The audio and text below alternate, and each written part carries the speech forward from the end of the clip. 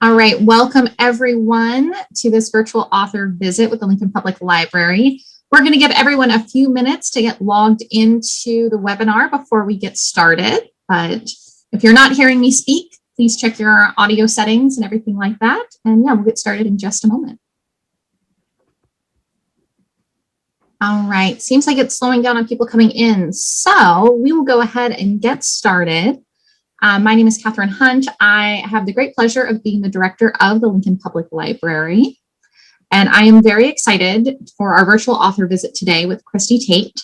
This particular author visit is part of our Book to Action programming. Book to Action is a grant-sponsored program by the California State Library and the California Center of the Book that strives to bring communities together around reading, action, and discussion in order to address kind of prescient topics addressing our society right now. So for 2021, the topics that libraries across the state are addressing include racial equity, environmentalism, and health. And for the Lincoln Public Library, we joined with our community partners to discuss mental health and resilience. And kind of the keystone center of our program was Christie Tate's Memoir group, How One Therapist and a Circle of Strangers Saved My Life. And so we are so excited, Christie, to have you here today via Zoom. How are you? I'm great. Thank you so much for having me. I'm so happy to be here. I'm so happy to hear that libraries are taking mental health seriously and opening these conversations. I think it's so good for the world. It's just awesome. Thank you.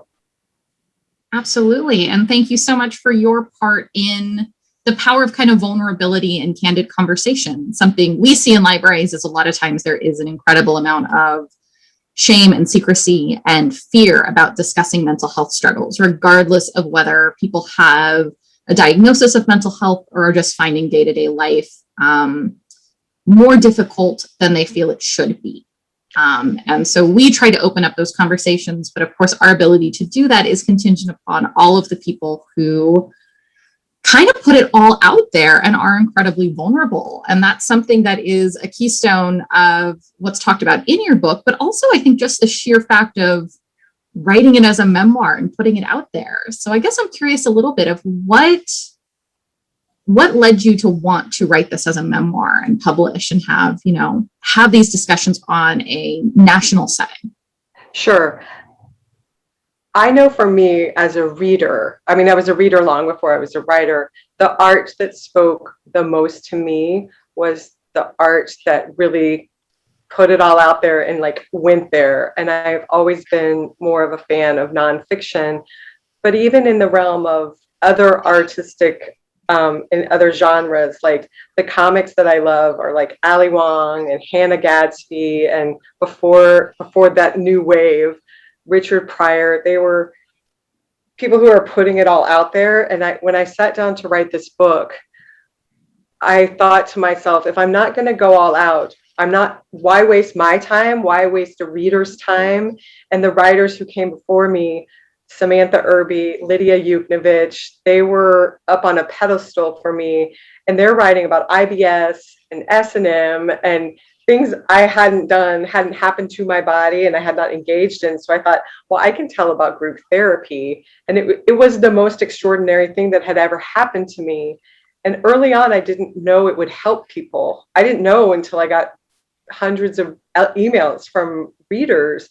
I didn't understand how hungry people were for stories about additional mental health tools and what is possible. Because a lot of people are in therapy, but they're stuck, or they're scared to go to therapy, or they don't have money for therapy. I didn't have money for anything fancy when I was ready for therapy. So I'm really grateful to have joined the conversation when I did. Absolutely. And I think one of the things that was really compelling to me in your discussion of group therapy, which, to be totally frank, I have not taken part in, and in fact, even reading through your book, is terrifying to me for all of the reasons that early on in your memoir, it was, the resistances that you mentioned. I'm like, yep, nope, terrifying. Totally. But one of the things that I think is really powerful in this description you showed is this idea of health and support not just being something that happens from experts down to those of us desperate to receive the help, but peer networks of support. Yeah, I have often said that I don't know that I would have, I can't imagine I would have gotten well the way that I did as quickly as I did without having the mirrors in group, people who had walked before me, who had been in my chair before me and single and going to group therapy and lost and felt like it would never happen for them, whatever it is they wanted in their life. And that to me has been, that's super profound. And that I didn't see that story anywhere. You know, I think there's that famous quote, if you don't see the book you need to read in the world, then you have to write it. And I thought I would have really loved someone to tell me what this had been like before I went. Although I might not have gone, so I don't know. Sometimes not knowing is, you know, gives you the room to be brave. And then you get in there and you're like, this is different. And it's interesting you say you're a reader long before you're a writer, but in group you mentioned journaling and journal writings that you did. And I'm a little curious of what your experience was, because of course, you know, you mentioned writing like therapy requires specificity, or good writing and good therapy requires specificity, and a lot of kind of the radical candor and honesty within group. Your memoir reads incredibly visceral and honest and raw. Journaling usually also falls within that as well, because we're writing back to ourselves in many ways. How do you see those different kinds of truth telling that you've been involved with over the years? Sure. Eventually, all of those different types of storytelling or truth telling, they eventually all merge. But I would say at the beginning, I first started journaling when I first got into 12-step recovery for my eating disorder. I was 19 years old and I was in college, and I had all these notebooks, and most of them are just filled with just please to my higher power to please keep me from binging or purging. It's just like, if you could say it 80 ways, I said it 80 ways, like every morning. And there's not that much data in there. It was just like, please. And then there was the sort of like my sins. Like, I think I ate too much in the dining hall yesterday. There's just so much. When I read back my earliest journals from being at the end of my teenage years, the beginning of my recovery, and this is long before group therapy, I think about how much space, literally, my eating disorder took up on the page and thus in my life, and all the things I missed. It's no wonder to me that I ended up in group therapy in the body of a 27-year-old, but really more like a teenager. Like, I knew how to get good grades and move through the steps, the milestones of adulthood, but I didn't know how to have honest conversations or friendships or contribute or compromise, all the things you need for a functioning relationships, which I didn't have any. And so the other thing I think about writing is, you know, when you're preparing to write for an audience, so much of it is about polish. And I think about one of the first things when I had this draft of this manuscript and I didn't really know what to do with it. So I started taking classes and I asked my teachers, what do I do? I've got this book, it's about group therapy. And one of my teachers read it and she was like, you make a lot of jokes. I'm like, I know, it's so funny, right? She's like, some of them are offensive, first of all. And secondly, there's places where you're dodging the true story. Like, my first drafts didn't have anything about apples and how I would binge on apples at night. It was like a tiny one line joke about, I eat a lot of apples. And she circled it and she said, you need to show me what that looked like. And I was like, really? Which is exactly something Dr. Rosen would have said. I one time went into group. I'll tell y'all a story that's not in the book. One time I went to group, and this was early on. I told a story. I said, I was in a car. I was with a bunch of people after a 12-step meeting. And the guy driving the car is this guru. And he was everyone sort of like acted like he had all the answers. I was sort of like, what? And he stopped at a light and he turned around and he touched my breast. He was like telling us where something had happened to his chest or whatever. He turned around and touched my breast. And I was like stunned and silent because this was the big guru. So anyway, I go to group and I was like, yeah, this weird thing happened. This guy sort of like touched my body. And then Dr. Rosen stopped me. Where? What did it feel like? Who were you sitting by? what was the circumstances? What were you feeling? What are you feeling now? Like we just like slow it way down. And sometimes as a writer and as a therapy patient, I feel like that's so boring. Why do they want to know how close to my areola Bill touched me? But in those details, that's where the shame gets dislodged, both as a writer and as a patient. So it's nice that those all work together for me. Absolutely. Absolutely. And yeah, sometimes it's interesting how specificity and detail works that way, because so often that is also the thing that in our experiences becomes the things we come back and worry on. I think back on experiences in my own life, and it's sometimes the details seem so small compared to the overall story, but that's the one that you wake up at 3 a.m. thinking about. Yes, 100%. Yeah, and working through all that. So now, I suppose with Dr. Rosin and all of your group, how has COVID changed? Are you guys still meeting via Zoom? Has that changed your guys' relationship, what that support structure looks like? But, especially as we're in the post-COVID world, we're talking about group therapy. The group meetings in your memoir are a little bit different than like, we could all be inspired to go and join today. Yeah. What has that been looking like in the last year? Yeah, that's a great question. We went online in a Zoom room on March 15th, right around the time everything shut down. And at first, I was so grateful to Zoom in. I still had my 90-minute periods with the group mate. I go twice a week, and I'm so happy to log in, and that I didn't care that, first of all, it's super stressful because my kids are, one floor away. So you can't really yell unless you want your daughter to ask you what you're yelling about. So the privacy became an issue really quickly. And at one point I was pulling my car up to my house close enough to get the Wi-Fi, and I would just go sit in the car, and it was snowing, and I'd have my like puffy coat on because I knew I had a lot of excess emotion. I was like, I need to scream today, and I don't want to wake my kids up. I don't want to disrupt my whole family, but I need to do my therapy full out. So I'd sit in the car, and I was like, screaming, like whatever, like emoting, and someone's walking their dog by me, and I'm like, hey, hi, don't mind me. So that part was really stressful, and it's not exactly the same. We hold the space, we can see each other's faces, but the limitations you feel in a business Zoom are the same as in a therapy Zoom. Like we can't look at anybody's face.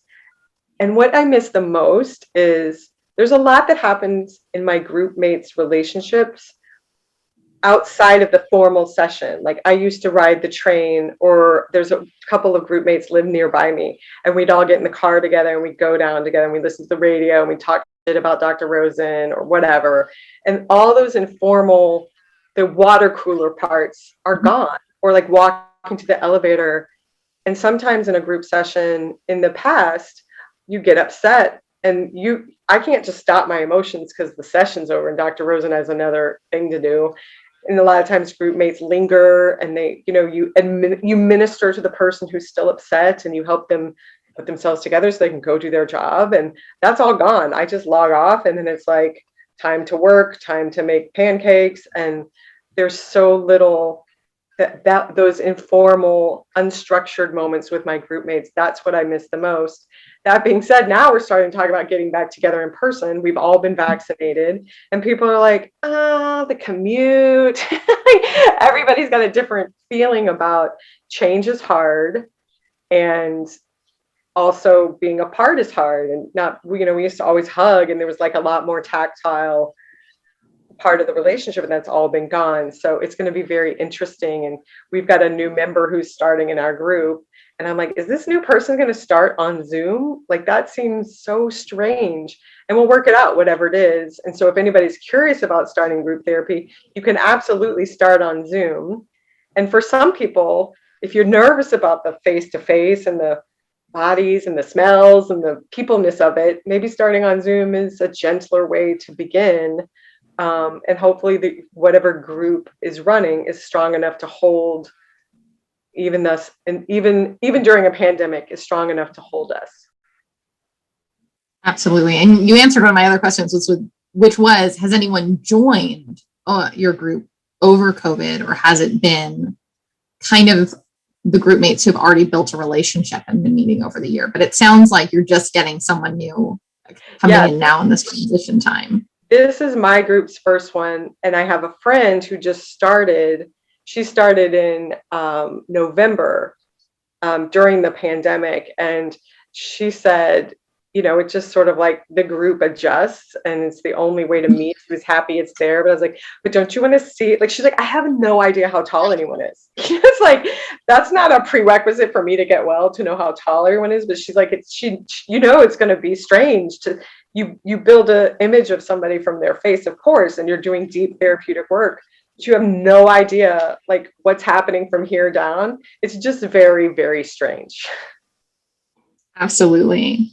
But then I suppose you get other pieces of information. I mean, I know from a kind of an academic and business standpoint, everyone back in last June all of a sudden had to reckon with, oh, we can see everyone's homes on Zoom. Like if you don't have background set up, all of a sudden people's, family and intimate and socioeconomic circumstances are far more apparent than they are when you've been meeting in an office, in a clinical setting, wherever else you've been interacting with people.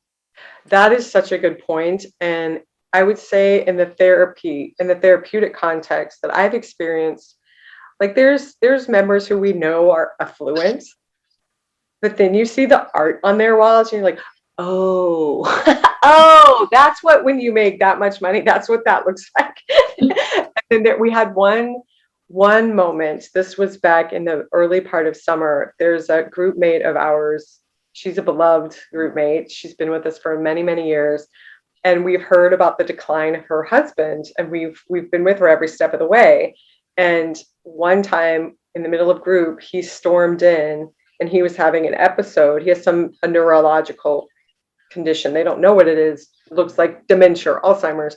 And he came storming in and was screaming at her. And we all know him from our life events. We've seen him at parties. I knew him well. And it was unrecognizable. And, she got him out of the room.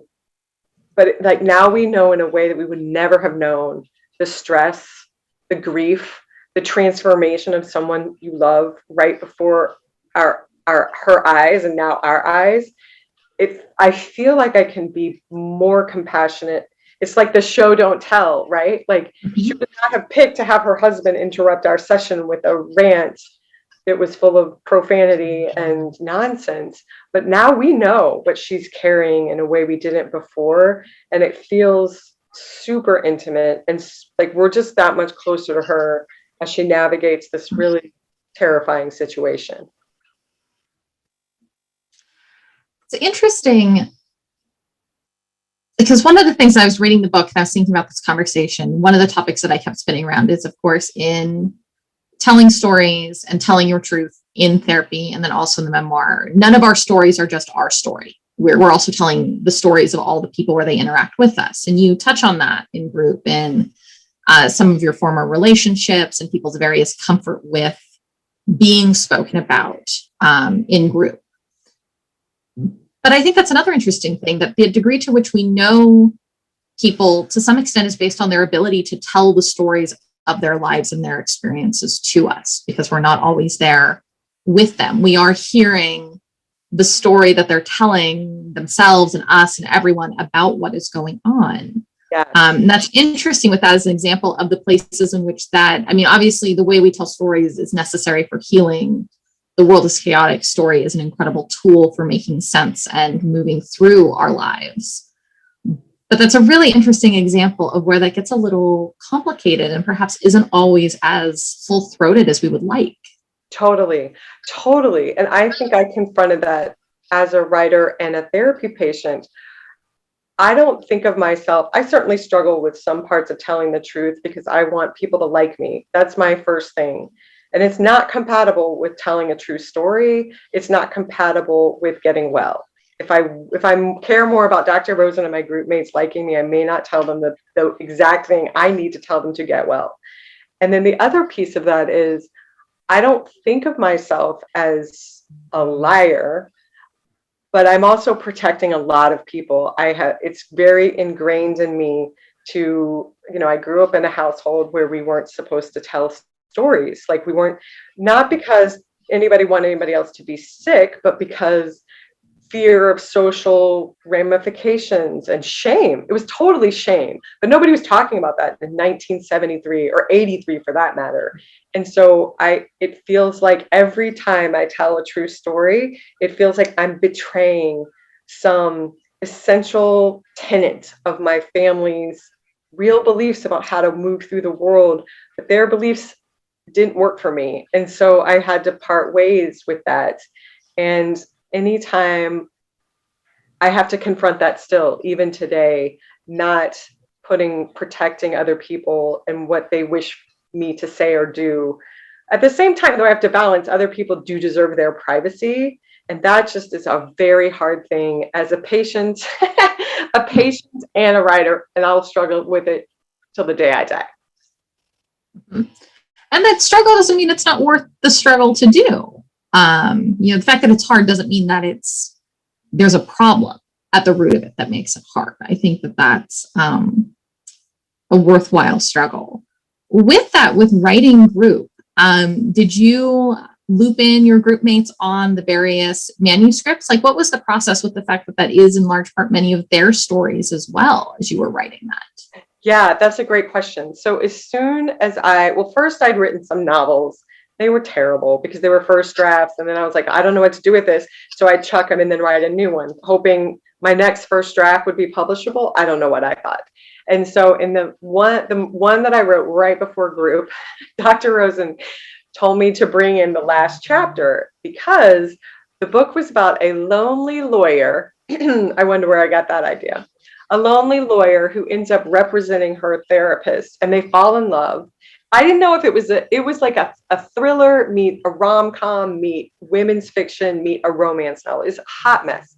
And I didn't know how to end it because I didn't know how to write. And so they had sex and that was the end. And I described it in group and everyone was like, do we tell her this is terrible? Dr. Rosen said, bring in the last chapter. I bring it in and he was like, ask somebody to read it. So I hand it to Brad. Brad reads it aloud. Sex scenes, terrible, because everyone's picturing me and Dr. Rosen. And they're like, oh my God, they're shrieking, make it stop, shut up, please. I had that reaction too. And somebody said, like off the cuff, I think it was Max. He said, oh my God, stop with the fiction. You seem to want to tell a story about you and your therapist. So why don't you just do that? Tell the true story and stop with the sex. I was like, okay. Obviously I didn't stop at the sex, but so then they knew from the beginning. And then as soon as I had a draft, I sent it around. And this is a rough draft, and I don't think anybody read it. And then when I would update it and I would send it around again because I wanted them to. I didn't want to be hiding anything, and I didn't want to exploit them. And each draft I got better at excising the parts that belong to them and keeping the parts that belong to me. So in original versions, I have never used anybody's real name. And there's nobody's name in there. Even my husband's name is different. But in the original versions, I would just change the name and the occupation, but I would still say why Max came to group, why Rory was in group. And I was like, because they have awesome stories. Like they could all write books too, and they would be amazing. But I can't take that from them. I can't write about why somebody else came to my group, but they were there. And so that was a line to thread, and I wanted them to be a part of it. And so people who are in the therapy world and therapists, they're aghast that I've even written, not all of them, but some people are really like turned off. This is a violation of privacy. You've used other people's stories. And then some writers are on the other end. They're like, I can't believe you let your group mates have a veto power, or how could you do that? The integrity of your writing. And I was like, I had to walk both. I'm both a writer and a therapy patient, and I'm still there. And I have to be able to look, these are my people. I have to be able to look them in the eye. And when I was circulating drafts, as this was getting more to be maybe a book in the world, one person asked for a change, and it was Lorne. Lorne was a character in the book. He was in my group.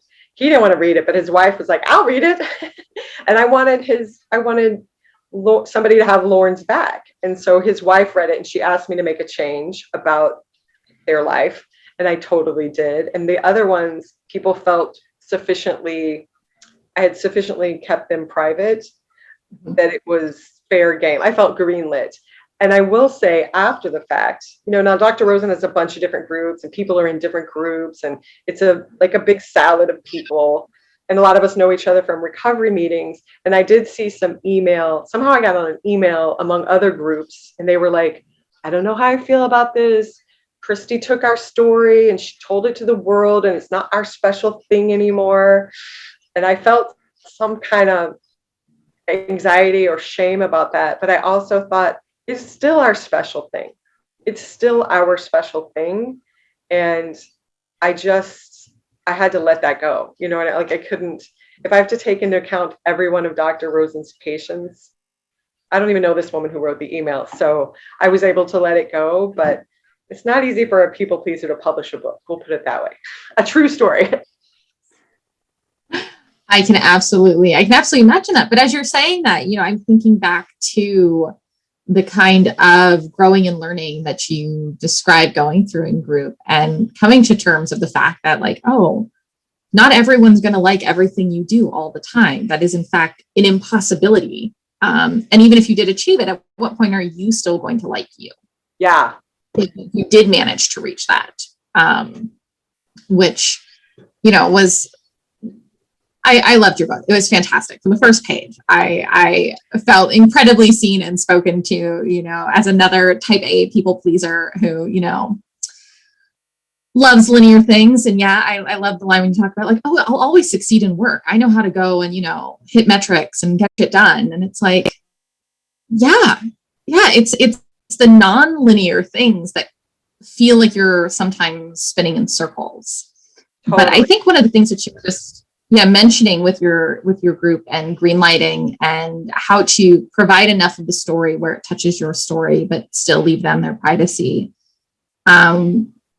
One of the things that I think was so powerful in group and was one of the reasons why I was really excited to have that be our book to action book in the age of COVID, when so many people have felt such profound isolation or have seen the kind of profound emotional isolation they were already living with become incredibly apparent when you can't go out in large groups of people and have that be kind of a buffer against those feelings, is this idea that we are in community and we are in this together, that we have to have meaningful and supportive relationships with ourselves and with our families and intimate partners, but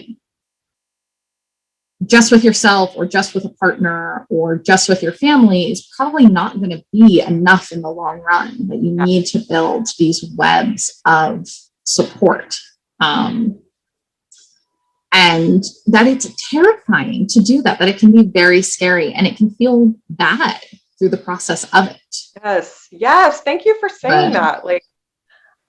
Sometimes I say, we had somebody come in, he's fairly new. He's only been there 4 years, which probably to most people that's pretty long, but I'm the rest of us have been around 20 years. He's fairly new and he's having some of the successes he came for, which are similar to mine. He wanted to get into a partnership. He wanted to move towards marriage and a family, and he's starting to do it. It's happening, and it's, from my seat, it's so glorious. I'm so happy for him, and he can't understand why he doesn't feel great all the time. He feels exposed, he feels vulnerable. And I turned to Max the other day during group and I was like, was I like that when John and I finally got engaged? He's like, yes, you were still why don't I feel good? Or I didn't think I'd still feel lonely. I thought I really had, for as smart and bright or whatever as I was on paper, I had very immature thinking about loneliness and about partnership. And I don't remember consciously saying, well, as soon as I get engaged, I'll never be sad or feel fat or lonely.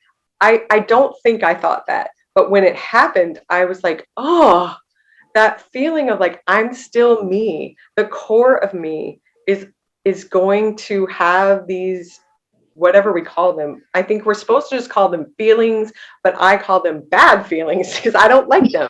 The feelings I want to escape, there's always going to be a part of me that feels ooh, I hope I've arrived so I never have to feel that again. Or this doesn't feel good. I'd like to escape.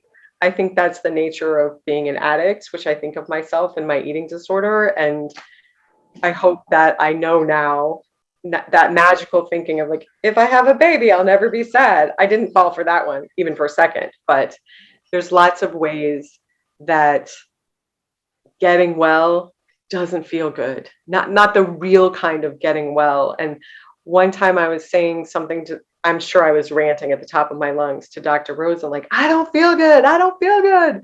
And he was like, if you break every bone in your arm and you're in a cast and you have all your surgeries and finally get it off, like to do the physical therapy, it hurts. Like you'd rather not do it, but if you want to have full range of motion in your tendons or whatever, obviously I don't know medicine. I don't even know what moves in your arm, your joints.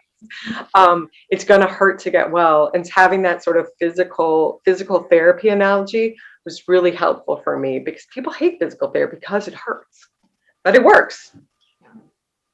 I think that's a great metaphor for it because, yeah, you know, wellness and happiness aren't necessarily the same thing, at least not all of the time. And I think that idea of like physical therapy, we're like, yeah, we're going to do things that are uncomfortable so that they are later not as uncomfortable. Yeah.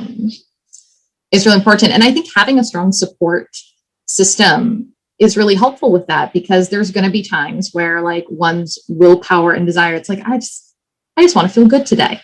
Yes. You know, I just want to do the thing that's going to make me feel good today. And, you know, sometimes that's not the worst thing. Like, okay, go take a bubble bath, go do, you know, there's harmless ways to build that joy in or ways that don't push us backwards. But there's also really difficult ones that hold us in patterns we're not interested in. Right. So you mentioned your kids, and I thought this was, I have a question for you. I hope it's not out of my lane, but one of the things that I really appreciated in your book, you were talking about when your parents were coming and talking to you after Hawaii, and you mentioned that the tools they were trying to give you did not work for you and did not make you well, but they were trying to hand you the best tools that they knew of. And I thought that was wonderful and generous because I think sometimes, especially when we look back at our youth, it's easy to believe or to wish that people could have just given us what we needed instead of giving us what they had. Right. So you have kids now and you're handing on tools to them and everything. How do you think about this? What do you think about the tools and the skills that you're trying to hand on to your kids as they enter into, you know, a world that looks dramatically different than it did 5 years ago, 10 years ago, 20 years ago, the years in which, you know, we build our kind of toolkits? Yeah, that's so true. I think every day I think that parenting, first of all, is so hard. I find it so hard.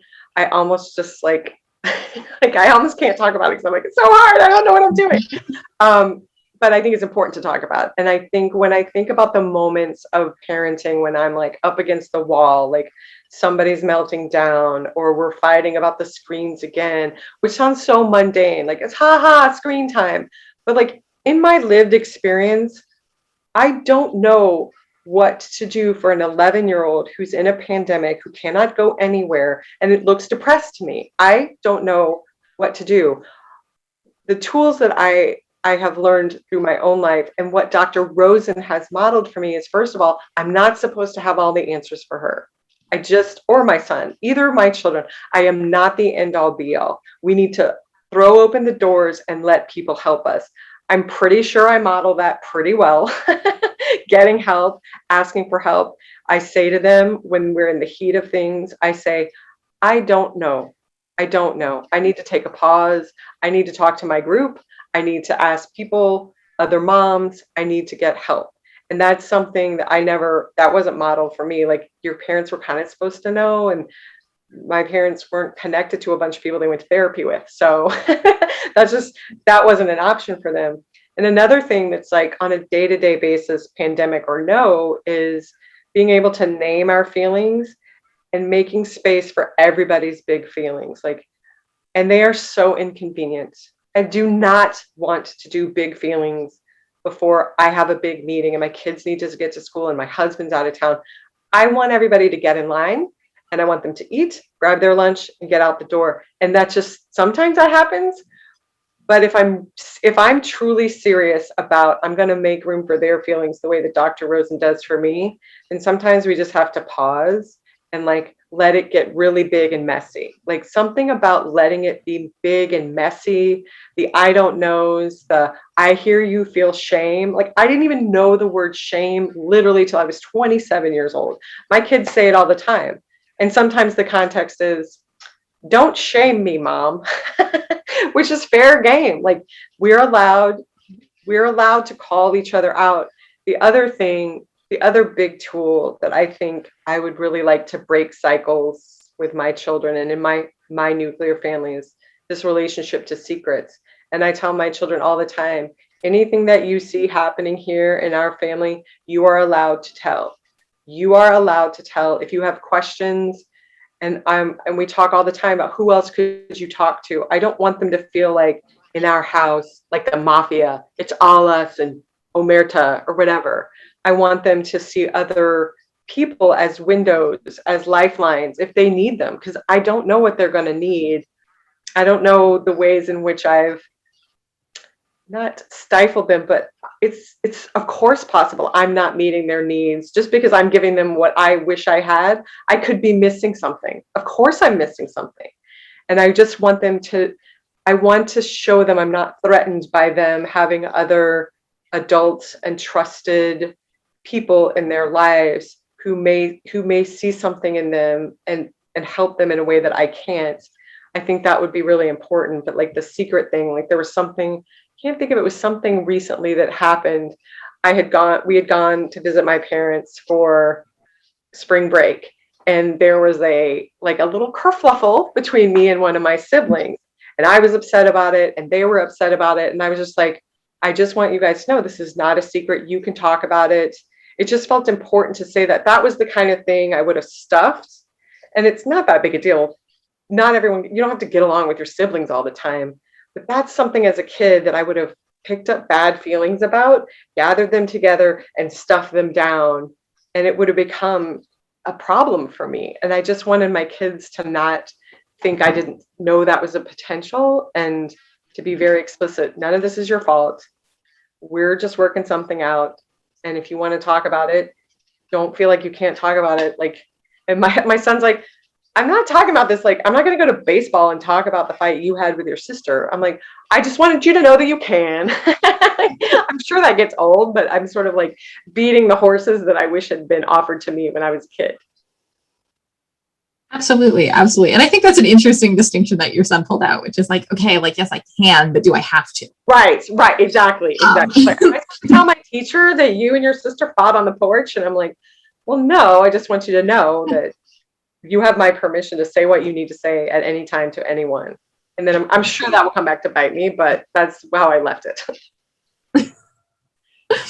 Well, and I think, this will come as a shocker as someone who went into libraries for my career, where we're all about connecting people to information. But I feel like that's an incredibly flexible lesson to try and give to your children or to other people in your life. But this idea that it's okay to try and find information or models of being or ways of being from different places than kind of the traditional lineage from where we collect these models, whether it's our family, whether it's our school, whether it's our friends.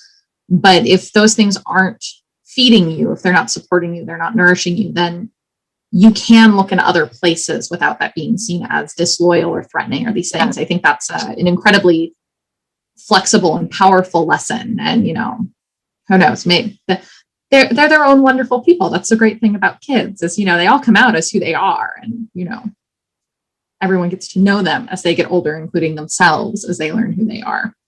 Right. So we're just about 40 minutes in. So I do want to mention to our attendees, we are going to have Q&A at the end. I got so caught up in my book to action intro, I forgot my standard author event intro. We are going to have some time for Q&As at the end. You're welcome to drop those in the Q&A now, or when we get to that point, you can raise your hand and we'll call on you and you can do it via audio. But as I said, you can drop those in the Q&A at any point, and we'll be transitioning to that in just a minute. And as we move toward that, one of my other questions for you, Christie, is you talked toward the end of group about how as you moved toward the things that you went into therapy to get, you found that you wanted more and more out of your life. So what are you chasing right now? What's the next thing or things that you want to go that you're going after right now? Sure. Thank you for asking. That's such a great question. I would say the biggest way that I imagine my group sort of like scaffolding my life right now is I just recently, about a month ago, quit my full-time law job to write full-time. And I would have never, ever done it without group. I mean, they've been telling me to do this for months and months and months. And I was scared. I'm scared to let go of just the busyness of having two jobs. I have two computers. I'm just going all day long. So that the biggest is sort of like the luxury of trying to be a full-time artist. Like, what if I can't write another book? What if my best work's behind me? There's all of that. Then there's also, that implies a huge shift in my relationship with my partner, who's, now he carries the insurance and I'm sort of the go-to parent, whereas before we were both working. So it's like, it's really adjusted everything in my life. And it's one of those things where I'm uncomfortable, but I know it's for the best. I believe it's for the best. If it's not, I can go get another law job, God willing, I hope. But it's one of those things I'm really uncomfortable. Like it feels scary and decadent and luxurious, incredibly privileged. It is all of those things. But it's also worth spending some time betting on this and trying to see, like, do I have the constitution to be a full-time artist and writer?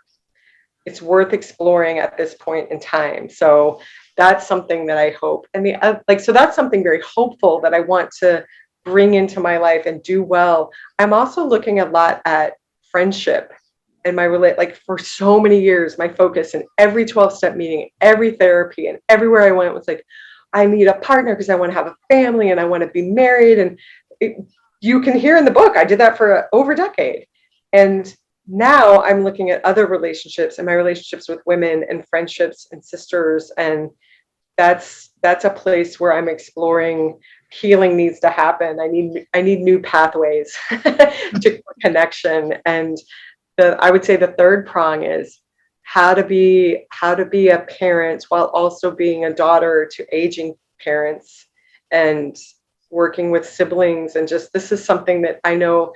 I'm 47. A lot of people my age are having to walk, do both of those, be a parent to parents and be a parent to children. And I can't imagine doing that without a ton of support because it's super stressful and really scary and requires more communication and more money and more feelings work than I have done previously. It's a new phase. It's a new thing. And I'd like to do it being present and with my eyes open and knowing all my options, because otherwise I fear it won't go well.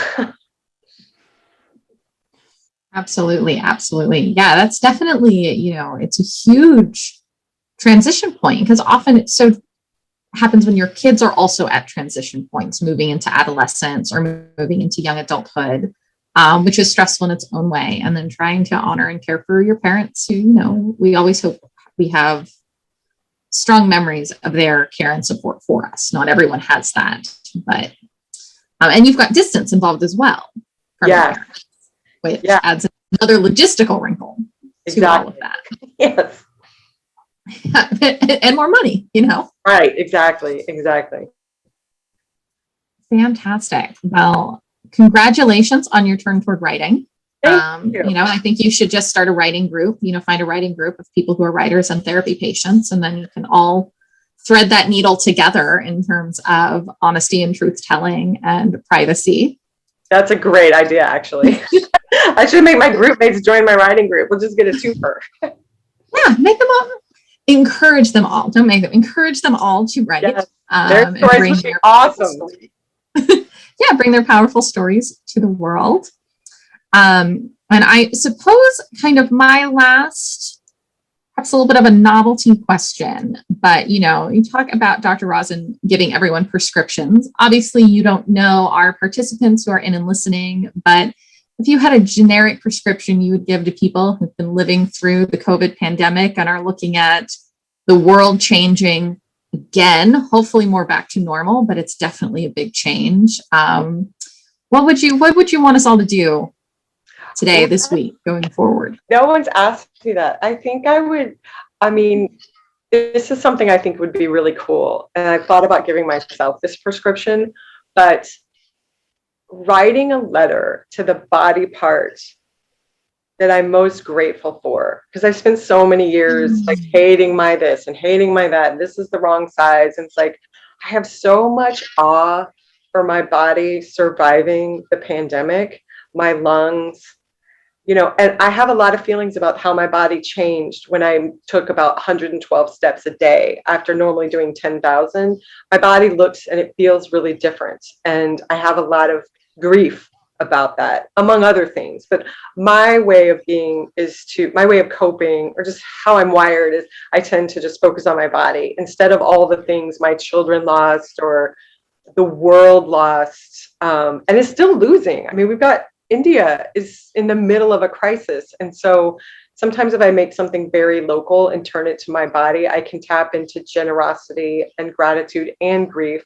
And so my prescription to myself and anyone who's interested is to write a letter to the body part that I'm the most grateful for. And honestly, today, I feel like it would be my butt because the hours I had to sit in front of a Zoom, like if your body doesn't work, you can't do that. You know, I also feel like my lungs got me through a respiratory pandemic, and also my voice. I guess that would be my voice box. I don't know, my pharynx. I don't know the mechanism, but I really think, like, for me, I find I can tap into a sense of tenderness for myself and the world and get closer to that grief I'm always trying to outrun if I'm in gratitude.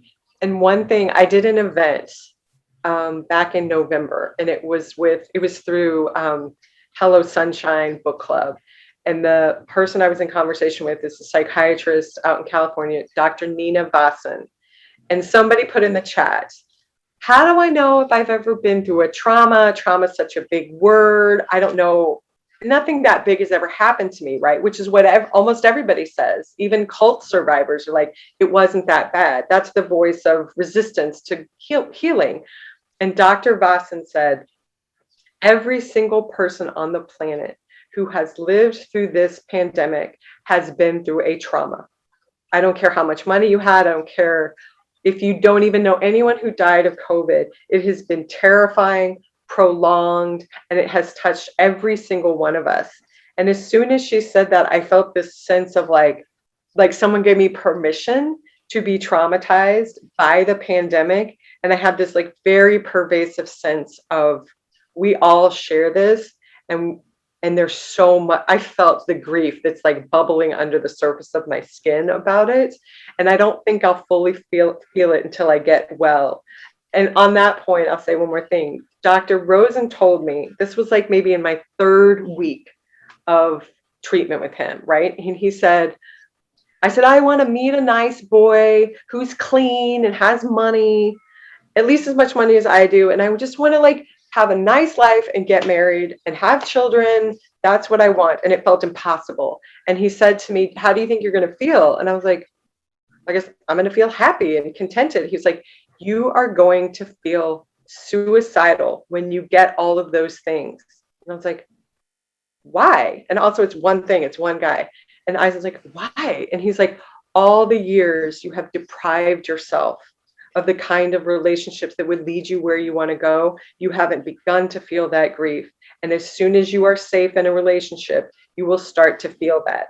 And so maybe that's why we don't feel that great when good things happen, because then we truly begin the mourning of the years of deprivation or isolation or starvation. So that's what we have to look forward to. On that happy note. I think that's really well said. And I think that is something of note with the situation with COVID, because, you know, I concur that this has been a mass traumatic event, just from the sheer risk and uncertainty, regardless of how directly affected by the virus someone has been. Obviously, if you've lost loved ones, or if you've lost a livelihood, or, you know, there's various other places where this can compound that trauma and that grief. But it's really hard to fully process that before we feel safe. And you're right, with India, even here in the United States, we are not out of the woods. We are not, our COVID is not this thing that we're ready to tell stories about that happened back in the day. It's Right. interesting with media at this point, how often we're not ready to tell stories about COVID yet. So the media, TV shows, et cetera, continue without addressing the last year of what our lives have looked like. That is so true. And I think that's well said, that we have to get to that point of safety. And in many ways, we're not quite there yet. But I think those little pieces we can do to prep ourselves as we get there. Like, I think your prescription of gratitude for our bodies, whatever abilities they have, wherever we are with them, we are here and we live in our bodies, and they've done something awesome at some point, even if it's just today, like, my hair looks decent. Great. Like, well, right. As small as that, as specific as that, you can be grateful for that even in real hardship. And I think gratitude is incredibly powerful because it builds joy, but it's also based in humility. It's not like, oh, well, my lungs got me through this, so everybody else. Right. It's not really a place of gratitude, I don't think, in fullness.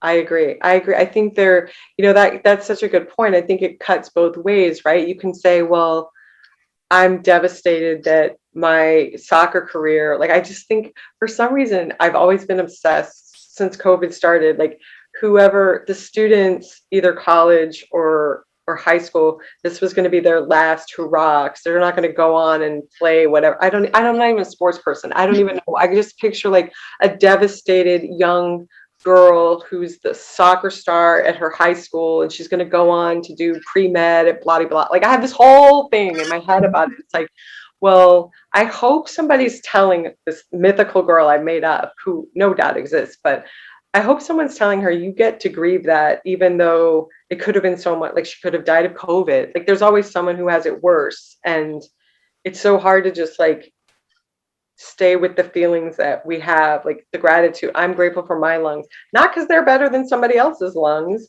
but taking in gratitude, also recognizing all those things like privilege and what could have been. It's a very tricky thing, especially now. And I think making space for the grief that's going to start eking out is going to be pretty important. Yeah, I concur. And hopefully we can manage and hold that and move through that well. So then on the other side, for all of us, all of the dreams and aspirations we had tied up in this last year that did not come to fruition the way that we had hoped for. Yeah. There are still opportunity, for those of us who have survived the pandemic, there are opportunities in life and things on the other side. And if we're present for that, we can make the future from that. That doesn't make this past year any less painful, but it doesn't mean that this year is all of what we're going to feel and experience going forward, even if it feels that consuming sometimes. Right, exactly. Like, and to your point about popular culture, I still haven't seen that much about 9/11. And that obviously huge tragedy and massive loss of lives, and affected, people differently, obviously, but I still think, if it took 20 years, 20 plus years to like, I just haven't seen that much. And so like the pandemic, we're going to be unraveling this for years and years and years. It's extraordinary. What we are living through is so extraordinary. Mm-hmm. Absolutely. That's true. I hadn't thought about it, but 9/11, it's still not something that is referred to all that directly in a lot of media. We kind of tell our stories around it. Yeah. Yeah. So with that, I don't see any questions in our Q&A at this point. I'm going to take a look. If you've got a question that you want to do over phone or over your computer, but with voice, go ahead and raise your hand. You should see, if you're on a computer or a larger screen, down at the bottom, there is a little icon that says raise hand. You can go ahead and click that. That will let me know that you've got a question. Oh, yep, there is our cover. For everyone who is a participant here at the moment, if you have not come in and gotten your copy of Group, we have them up at the front desk. This is part of our grant support from the State Library and the Center for the Book, is to make sure that people in our community who are taking part in these conversations, these discussions and actions with Book to Action can get a copy of our book and read it. That's yours to keep. And in addition, if you're interested in more kind of mental health and resiliency resources, We've got a whole page on our website. Just go to Book to Action 2021. And if you're familiar with our Beanstack setup, which is kind of an online challenge activity forum, you can find a whole set of different resources, activities, and tools that can help you deal with stress, anxiety, and build mental health and resilience through not just COVID, but through all of the different transitions and changes that our lives bring us through. We encourage you, that resource will be there. Going forward, we're going to maintain it probably through the end of the calendar year and potentially further than that. I don't see any hands raised, Christie. So if you've got anything else you want to share with us, we're happy to hear it. Otherwise, thank you so much for joining us. Thank you so much for having me. I will close with one thing, which is another thing that Dr. Vasan said when we had our conversation back in October. And she was also on the podcast with Dax Shepard called Armchair Expert. She said they're the top 3 reasons why people do not seek mental health services or support or help are stigma, stigma, and stigma. She said it cannot be overemphasized or emphasized enough that people feel such a stigma about mental health problems or issues, and that most people, a problem starts and they wait 7 years on average to get help for it. So I just think about that all the time. I'm like, well, I've done my part to have a conversation, but I think any conversation about that people are willing to have about their mental health, and even if it's just to talk about their wishes or to read books about it, you just never know who's listening and who might be able to get a boost from your willingness to name it out in the world. So thank you for having me. I see Lincoln Library doing their part, and if there's anything else I can do to support the community, please do not hesitate to call on me. Wonderful. Well, thank you so much, Christie, and thank you for all of your candor and your willingness to be vulnerable and share your story so that, we can break down that stigma and hopefully, get people in before 7 years. Yeah, let's do it. Yeah. Hope everybody who sees this, anybody who's struggling, reach out today. Make this the year. Wonderful. Thank you so much, Christie. A wonderful day.